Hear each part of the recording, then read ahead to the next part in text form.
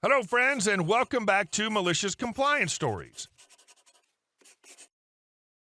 Our first story is a reminder that sometimes a bit of understanding and cooperation can go a long way, even in unexpected situations. Kudos to you, OP, for handling it with empathy and spreading awareness.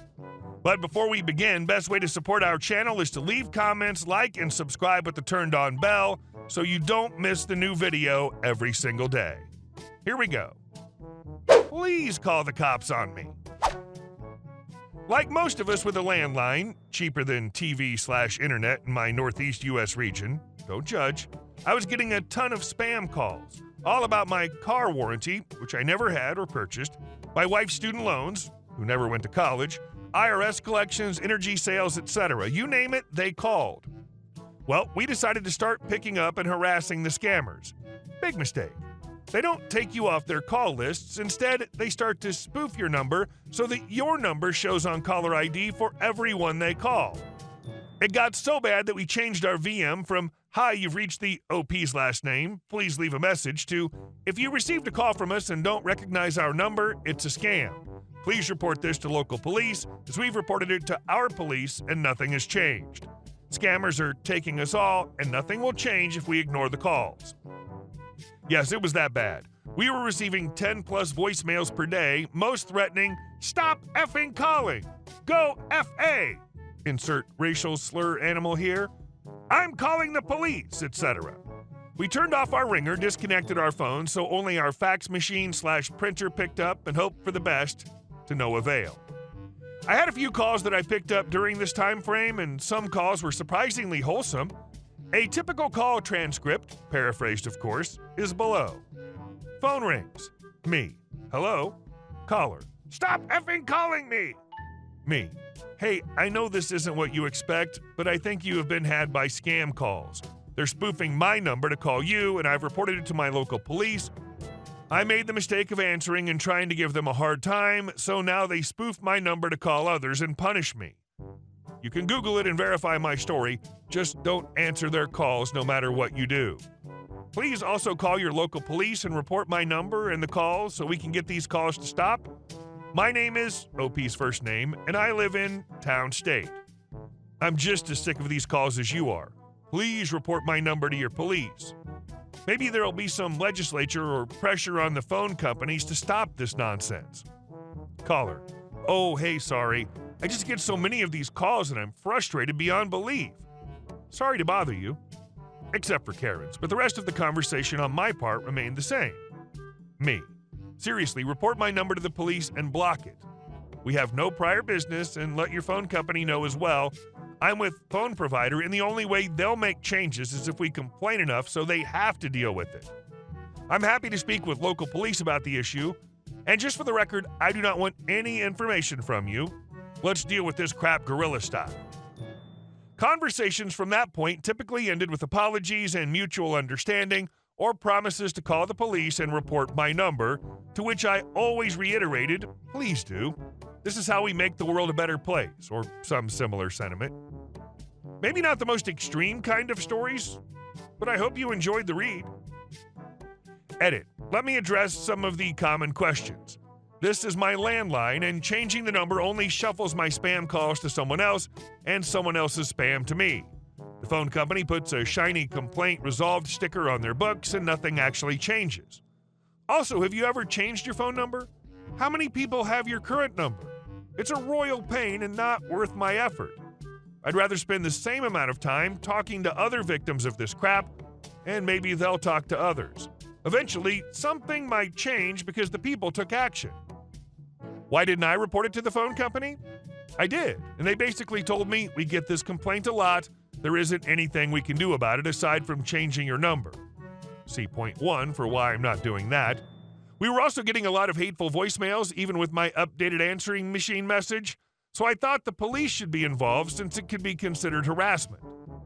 Spam filtering is enabled through the phone company, and as a landline, my phone isn't running Android or iOS, so the smartphone tricks don't work. I definitely think these are great tools. Unfortunately, blocking all numbers not in your contacts can have adverse effects.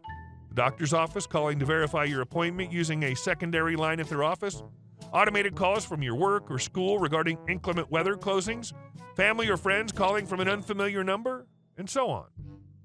For anyone with a landline experiencing the same thing, unplugging your answering machine and setting a fax machine, most malfunctioned printers nowadays have fax machines built in, to pick up on the second ring seems to stop the calls. I did this for 3 months, and when I plugged my answering machine back in, my inbound call volume was way down, from 10 to 30 calls per day to maybe 1 or 2. And our second story. I don't understand how this equipment works, so here's what I'm going to tell you to do. So this time I'm talking about a boss I had in 2011. I'm stationed in Trenton, Ontario this time, and I'm working on a system called the MPN-25, which is a mobile radar system which can be deployed, set up, and fully functional, at least on paper. The reality is a little different, but that's tech stuff, anywhere in the world in under 48 hours. You're going to need to understand 2 things to understand this story. First, PAR means Precision Approach Radar, and it's a reference to the elevation of the aircraft. There are a lot of these little things called TR, Transmit Receive modules, in the PAR array, which interpret the radio waves the radar sends out so that it can tell how high an aircraft is. And by a lot, I mean somewhere in the range of 110 plus. I can't remember the exact number. The second thing you need to know about this radar is that the PAR array isn't a moving part. It uses beams to register the target, so the TR modules are absolutely critical in determining where the aircraft is in relation to the ground.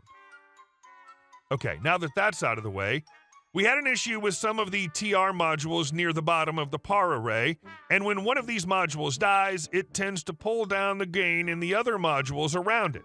So troubleshooting to find out which module is the problem can be problematic. Or so I was taught. We're going to come back to this. The boss had given me a speech when I arrived at the unit that the radar would take a year to get comfortable on before I knew what I was doing. Also, the radar's under warranty, so all we can do is pull boxes, no third-line maintenance. As a qualified third-line tech, box-level fault finding is a joke, especially considering this is a giant radio, and I just came from a place where I was the radio subject matter expert. I responded with, "I'm looking forward to it, boss. You should know that I'm an expert in radios, though, so you'll be able to employ me on the radar much faster than that."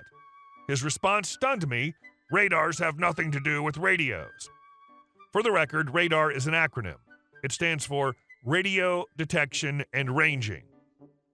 So I'm brand new to the union, and my supervisor doesn't understand the principles behind radar. Great. So remember the TR module problem? I realize my boss isn't going to be able to impart anything useful to me, so I start reading the radar books. Nothing new to learn here outside the software, since radars are essentially schizophrenic radios that are constantly screaming, "What the F was that?" every single time it detects something in its sweep. I've read the manuals. I have some grounds for troubleshooting. I start by running what's called a max power calibration. All this does is run each TR module to load limit, and it shows you what kind of power they put out. Anything around, if I recall correctly, 100 decibels was considered good. Usually when a module busts, the final amplifier stage is the culprit, and you'd see a return on max power calibrations that topped out around 60 to 80 decibels. That was the sign that the module needed to be replaced. I'd gotten to work and was about to extract the 5 bad modules we had in the array when that boss comes strolling in. Now in the PAR array, there's over 100 of these little modules. Controlling each cluster of modules is an interface card, 5 total connecting in series and parallel, and it's responsible for like 23 or 24 modules each. I suspect the problem with these modules is actually the interface card because even though I've replaced the TR modules, the fault is persistent. Again, I've already run a max power calibration. My boss suggests that I remove the connectors between the interface cards because if I don't, I'll blow up every TR module connected to the array. I disagree because the manuals indicated that removing the ribbon cables also removes the alternate grounding paths, and an NS interface card will do exactly what he's saying if it already has a bad ground and with no redundancy. He looks at me pointedly with a look parents give unruly kids and said, "I've been here 4 years. You need to remove the ribbon cables connecting the interface cards. Don't argue with me." Finally, we're on to malicious compliance time. All right, boss, your call. You're the supervisor. Would you mind being the one to run the cow? I'm not comfortable doing something I think will destroy the array, I responded. Sure, he snapped out, confident in his knowledge. But be ready to apologize when you're wrong. He runs a max power calibration with the interface cards not linked. Lo and behold, the bottom 20-something TR module is linked to IC5 Fry. Reportedly, these cost around $11,000 each, making this fault somewhere in the $250,000 range. He left the radar building so I could fix the fried array, and about an hour later, the PAR array was up and running, with over half our spare modules used to repair it. And our last story. HOA threatened a lien on our house. We never joined an HOA. My husband and I bought our house 27 years ago and were told that there was no homeowners association. We've never joined, paid dues to, enjoyed amenities of, or otherwise interacted with an HOA in our time living here. We received notice last month that there is in fact an HOA and that they were holding a mandatory meeting, which we both attended tonight. We were told the following: that they have not been active in 10 years, that they are now in debt for a streetlight bill, that the meeting was held to discuss raising the monthly fee from $40 to $50. When we and several neighbors protested, as again, we've never agreed to this or seen any sign of its existence, we were told that all bylaws and covenants applied to us since we bought the property, that our realtor was at fault for failing to disclose the HOA when we bought the house, that a neighbor who found somewhere online that the HOA for our neighborhood was dissolved in 2005 was incorrect. I cannot find where this information would be listed. Sorry for lack of detail. Still looking. That the president of the HOA has confirmation that they are still active and in legal good standing, although no further detail on this. That if non-payment continued, a lien would be placed on our house if we were to sell it. That the HOA is voluntary, but the covenants are not. I'm very concerned for this for a lot of reasons. The covenants are dated from 1989, and several of them have most of the neighborhood in violation. One that was brought up was a restriction to only 3 cars per household. We have several families with teenagers who drive and several car guys who keep classic cars as projects. And I would hate to see them punished for something they didn't agree to. The president of the HOA did not appear to understand email, so I think I'll have a hard time getting anything in writing besides the printouts I was given, and the main spokesperson was very dismissive and talked over me nearly every time I tried to clarify something or raise a concern. Determined to protect our home and community, we sought legal counsel. In court, our lawyer argued that the HOA's actions were unjust, given our long-standing belief that there was no association. The judge, recognizing the lack of disclosure from our realtor and the unclear status of the HOA, ruled in our favor. Hey guys, thank you all for watching the video. I'll see you in the next one.